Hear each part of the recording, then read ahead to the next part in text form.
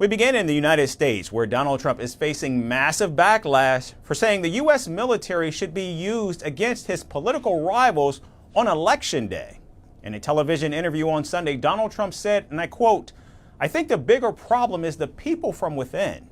We have some sick people, radical left lunatics. I think it should be very easily handled by, if necessary, by National Guard, or if really necessary, by the military," end quote. The former president was talking about Democrats and people who have opposed or investigated him in the past. He also singled out and called out California Congressman Adam Schiff, one of the enemies from within. Democratic Congressman Schiff, who is now running for Senate, led the first impeachment in 2019 against Donald Trump over abuse of power allegations. Donald Trump even went on to describe his adversaries as more dangerous than America's foreign enemies like China and Russia. Now, responding to Donald Trump's contentious remarks, Vice President Kamala Harris expressed her anger and argued that his comments should alarm every American citizen. You heard his words coming from him. He's talking about the enemy within Pennsylvania. He's talking about the enemy within our country, Pennsylvania. He's talking about that he considers anyone who doesn't support him or who will not bend to his will an enemy of our country.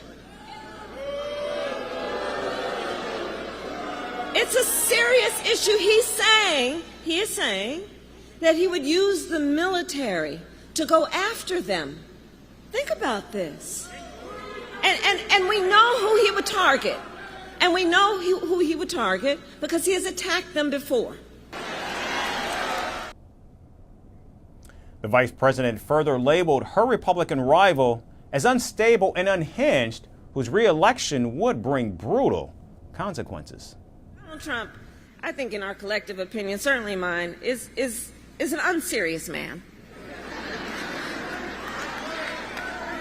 But the consequences of him ever being president again are brutally serious. Brutally serious. However, Donald Trump has downplayed any threat from MAGA supporters on November 5th. It is known that his supporters stormed Capitol Hill in 2021 in an attempt to overturn his 2020 election loss to President Joe Biden. Donald Trump denies that he incited the riots or interfered in the election process. But Democrats and many conservatives believe his violent rhetoric poses a threat to the upcoming presidential election and American democracy. Firstpost decodes the U.S. election,